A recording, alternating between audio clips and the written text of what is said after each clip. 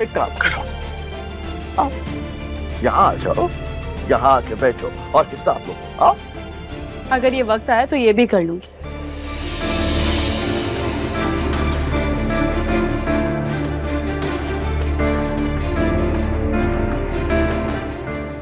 आजकल की लड़कियां काम करें, इसमें कोई बुराई नहीं है।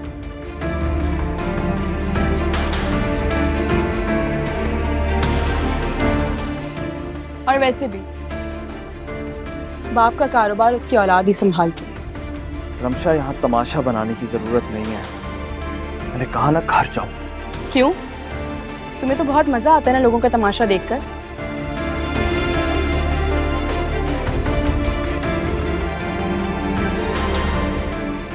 बहुत एंजॉय करते हो ना सबका तमाशा देख के। आज खुद का तमाशा बन रहा है तो बुरा लग रहा है। रमशा, मेरी बर्दाश्त का ज्यादा इम्तिहान मत लो। जाओ, चली जाओ यहां से। जा रही हूँ, लेकिन ये बात यहाँ खत्म नहीं हुई।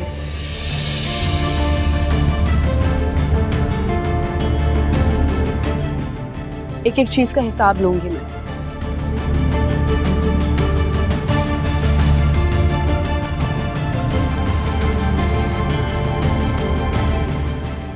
एक एक रुपए को।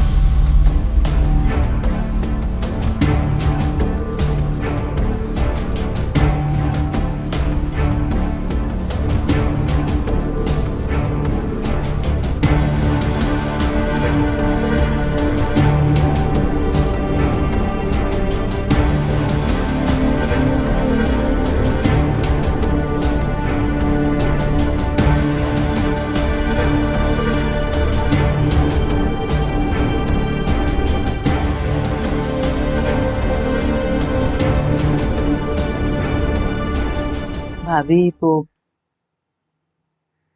अब तो इद्दत भी खत्म हो गई। आपने जवाब ही नहीं दिया।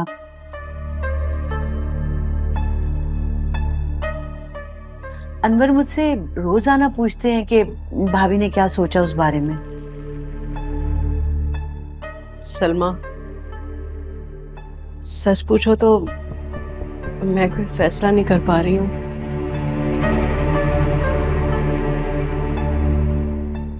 तुम तो जानती हो ना कि शानी ने मेरी बेटी के साथ जो कुछ भी किया,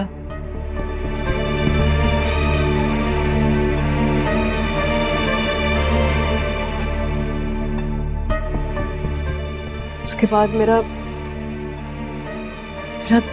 दिल मुतमईन नहीं है।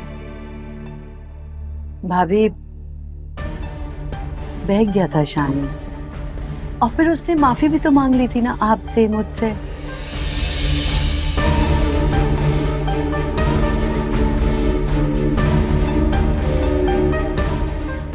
अच्छा छोड़े ना, गलती हो गई उससे।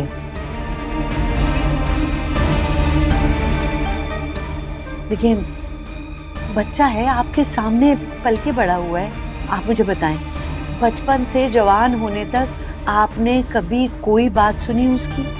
नहीं ना। बस बहक गया था, गलती हो गई थी उससे, जैसे हमारी रमशा से हो गई थी।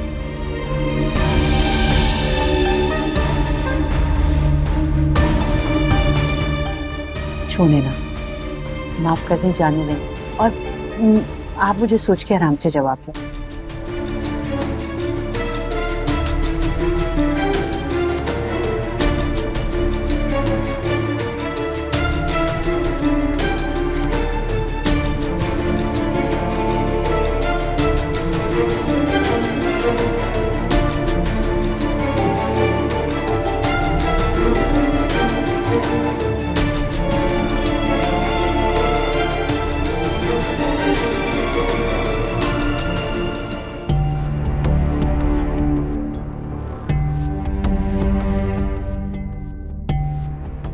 देखने आई मेरे बाप के जाने के बाद मेरे अपने मुझसे कितने मुखलिस।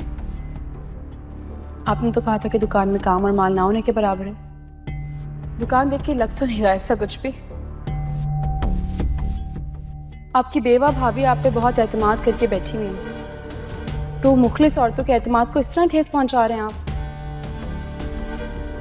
और वैसे भी बाप का कारोबार उसकी औलाद ही संभालती है।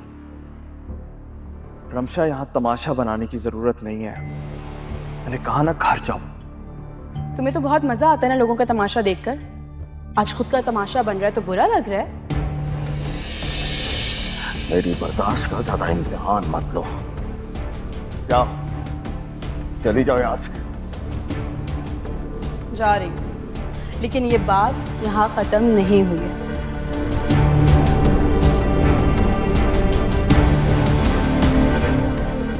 एक एक चीज का हिसाब लूंगी मैं, एक एक रुपए का।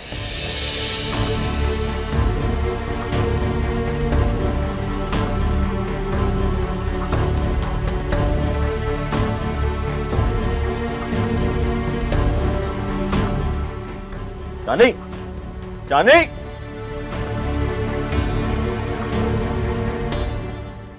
रमशा, रमशा, रमशा। क्या हो गया? आहिस्ता बात करो, सुन सकती हूँ मैं। तुम्हें क्या लगता है कि तुम हमारा तमाशा बनाओगी, हमें जलील करोगी और हम चुप रहेंगे? अभी जलील किया नहीं है, तुम्हारे और अपने रिश्ते का लिहाज रख के वहाँ से वापस आ गई, वरना बताती मैं तुम्हें। वरना क्या करती तुम? हाँ, क्या करती तुम? आहिस्ता बात करो शानी, एक तो गलती की है और फिर मुझ पर चिल्ला रहे हो। तुम जैसे लोग होते हैं जो अपनी गलती छुपाने के लिए दूसरों पर दबाव डालते हैं। घटिया। मेरी बात कान खोलकर सुन लो। आज के बाद अगर तुम दुकान पर मुझे नजर आई ना तो मैं तुम्हारी टांगे तोड़ दूंगा। टांगे तोड़ना तो दूर की बात है, तुमने मुझे हाथ भी लगाया ना, हाथ तोड़ दूंगी तुम्हारे। करोगी तुम? हाँ, इज्जत तो तुमने हमारी मोहल्ले में 2 टके की नहीं छोड़ी। इज्जत से काम तो करने दो।